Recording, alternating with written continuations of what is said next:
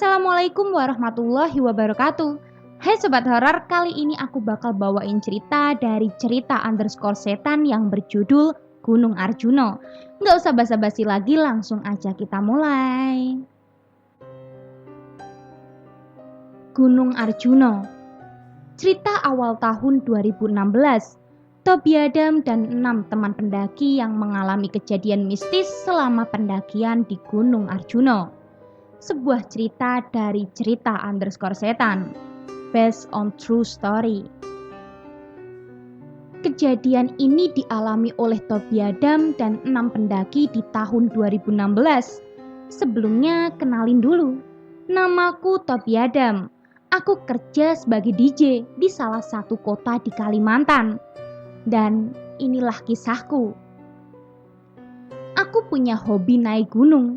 Mungkin dulu setahun bisa 2 kali naik gunung. Dikarenakan job full, jadi schedule hiking terbatas. Sekitar pertengahan tahun 2016, aku dan 6 orang temanku berencana buat naik ke salah satu puncak di Jawa Tengah, tepatnya di Gunung Arjuna. Berangkat sore dari Kalimantan dengan pesawat ke kota terdekat dari Gunung Arjuna. Kita nginap di salah satu hotel untuk istirahat dan rencananya bakal berangkat subuh dengan travel. Dari awal perjalanan dimulai nggak ada yang aneh. Sekitar jam 8 kita sampai di desa di bawah kaki Gunung Arjuna. Kita memang sengaja memilih jalur yang anti mainstream sebenarnya. Kita langsung datang ke rumah kepala desa buat minta izin untuk melewati jalur itu. Sebut saja Toby, Dimas, Ardi, Eko, Wawan, Dina, dan yang terakhir Kiki. Bukan nama asli semua ya teman-teman. Sebenarnya kepala desa melarang untuk kita melewati jalur itu. Istilahnya kita bukan orang asli sini, karena jalur itu banyak tempat buat masyarakat sekitar untuk bertapa. Dan karena kita berpikir untuk lewat jalan pendakian normal tersebut butuh waktu yang agak lama, jadi kita berusaha meyakinkan kepala desa bahwa kita akan menjaga sikap ketika melewati jalur tersebut. Dan kepala desa dengan berat hati mengizinkan dengan syarat, jaga lisan, dan paling penting jangan pernah buat bermalam di pos 4. Beliau nggak bilang alasannya, hanya melarang dan kita setuju dengan syaratnya. Jalur ini sebenarnya banyak yang nggak tahu. Karena emang untuk jalur ini kita harus masuk ke desa yang menurut aku cukup terpencil. Ya istilahnya kalau mau masuk rumah lewat belakang. Mungkin pendaki yang sudah hafal jalur ini juga tahu. Kita berangkat sekitar jam 1 semua berjalan normal. Suasana juga sejuk karena banyak pohon pinus di daerah sini. Dan yang bikin agak merinding banyak banget teras-teras yang dibuat untuk orang sekitar buat bertapa atau meminta doa. Maghrib pun tiba, tapi kami baru melewati pos 3. Pendakian ini ada 7 pos, jadi butuh waktu lama untuk mencapai puncak Arjuna. Nah, anak-anak cewek ini udah capek banget katanya. Terus aku bilang, ya udah, kenapa nggak bikin camp di pos 4 aja? Paling bentar lagi juga sampai, kataku. Jangan macem-macem, kalau sudah dilarang itu dengerin, hutan ini bukan rumahmu, kata Eko. Udah slow aja, gak ada yang tahu juga kita ngecamp di situ. Besok sebelum pagi subuh kita langsung beresin. Jadi gak ada yang tahu kalau kita habis ngecamp di situ, ucapku. Mungkin karena faktor capek, temanku yang lain diam saja seakan setuju untuk istirahat di pos 4. Sekitar sejam kemudian kita sampai di pos 4. Terdapat tulisan di kayu di pinggir jalan setapak yang bertuliskan angka 4 yang udah ditumbuhi tumbuhan menjalar. Pikirku karena di sini jarang ada yang lewat, makanya jadi nggak terawat. Dan di situ terdapat pos yang bentuknya seperti pos ronda untuk istirahat sementara.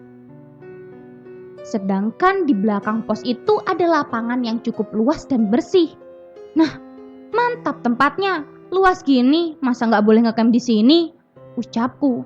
Kita langsung bagi tugas agar segera ada tempat buat beristirahat sebelum sore.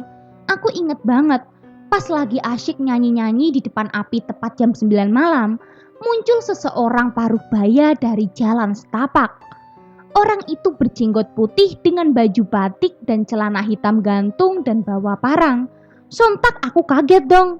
Kita semua malam-malam gini ada yang nyusul bawa parang pula. Bapak itu tanpa basa-basi langsung ngomong dengan nada tinggi pakai bahasa Jawa.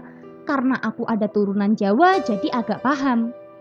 Sudah dikasih tahu, jangan bermalam di sini. Kenapa kalian ngeyel? Bisa pindah sekarang. Kita diam saling menatap sambil beresin barang-barang untuk naik ke pos berikutnya. Sebut saja Simbah biar enak. Simbah tadi masih berdiri di samping pos sambil merhatiin kita beresin barang. Sampai kita udah siap buat naik ke pos 5. Aku suruh teman-temanku buat duluan aja. Karena aku masih beres-beresin sisa-sisa api unggun tadi. 10 menit mereka jalan, akhirnya aku susul setelah yakin semuanya udah bersih. Dan Simbah masih berdiri di samping pos. Pas aku ngelewatin Simbah itu, aku mencium bau melati. Ya, aku gak bakal mikir macem-macem. Lalu aku tegur Simbah itu dan pamit. Mari Mbah, maaf atas kesalahan kami tadi, ucapku. Simbah itu hanya mengangguk tanpa mengeluarkan kata-kata. Tak lama setelah melewati Simbah tadi, buat mastiin aja aku nengok ke belakang. Apakah Simbah itu masih ada atau udah pergi? Ternyata sudah gak ada. Kok cepet banget perginya? Batinku. Dan disitulah awal semua kejadian itu terjadi. Sambil memikirkan Simbah tadi, aku terus berjalan berusaha menyusul anggotaku yang tadi jalan duluan. Tapi ada yang aneh. Kalian tahu kan, hutan saat malam itu gimana? Berisik suara malam hutan, suara serangga dan yang lain. Tapi kali ini beda. Sunyi, senyap, bahkan nyamuk pun gak ada. Perasaanku saat itu udah mulai merasa was-was. Aku juga mulai merasa ada yang mengawasiku seperti ada yang mengikutiku dari belakang. Mungkin sekitar sejaman aku berjalan, kenapa belum sampai ke rombonganku tadi ya? Aku ngerasa kalau aku lewat jalan ini lagi. Aku kemudian cari kayu yang agak besar dan kemudian aku tancapkan kayu itu di pinggir jalan setapak sebagai bukti bahwa aku tersesat atau enggak. Setelah udah pasang tanda, aku mulai jalan ke atas. 10 menit jalan, aku melihat kayu yang aku tancapkan tadi. Kok aku di sini lagi sih? Batinku. Aku mulai frustasi.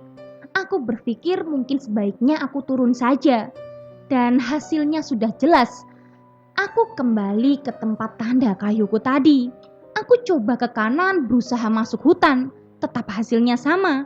Begitupun sebaliknya. Aku selalu kembali ke tempat yang sama. Muncul pikiran panik. Aku yakin aku disembunyikan. Tapi aku salah apa? Apa karena ngecamp di pos 4? Kenapa cuma aku yang disembunyikan? Banyak pertanyaan yang muncul di kepalaku.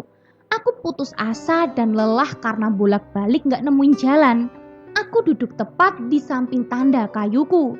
Nengok ke kanan, ke kiri, ke depan dan ke belakang. Tiba-tiba dari pohon-pohon sekitar aku merasa ada yang memperhatikan. Banyak banget aku ngerasanya. Cuma aku gak ngelihat sosok apa itu. Terus kemudian dari bawah gunung muncul sekelompok orang menggunakan pakaian kerajaan sambil membawa tombak dan obor. Sekitar 10-15 orang lewat tepat di jalan setapak di sampingku. Aku memanggil mereka tanpa jawaban.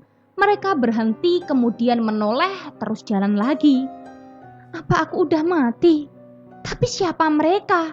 Kenapa masih ada orang-orang yang memakai seragam kerajaan seperti ini? Aku cuma bisa berdoa agar segera ada pertolongan datang menghampiriku. Kemudian aku tertidur di samping jalan setapak karena gak tahu harus apa lagi. Tiba-tiba aku terbangun di tengah keramaian. Akhirnya aku selamat, batinku. Aku terbangun dan mencoba berdiri. Dan ternyata aku berada di tengah pasar malam. Masih dalam keadaan bingung, aku membatin. Kenapa ada pasar malam di sini? Dan kenapa mereka berpakaian seperti orang desa zaman dulu?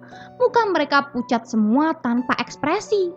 Kemudian aku didorong dari belakang sangat keras hingga akhirnya aku terjatuh. Aduh, siapa sih yang dorong? Kira-kira dong, ucapku. Ketika bangun seketika yang tadi ramai menjadi sepi. Pasar yang tadinya ramai orang menjadi sepi, tak ada satupun orang kecuali aku. Aku perhatikan sekeliling, nampak aku kenal lokasinya. Ya, ini adalah pos 4 tempat kami ngecamp tadi. Tapi kok jadi pasar? Kemudian banyak suara wanita ketawa lirih melengking yang bikin merinding. Tapi yang ketawa itu rame banget, seperti berada di tengah-tengah orang yang lagi ketawa. Dengan gerak cepat aku lari karena udah ketakutan. Gak tahu lari kemana, yang penting menjauh dari suara tersebut. Terus aku melihat seperti pondokan di tengah hutan. Aku berhenti di situ karena merasa aman.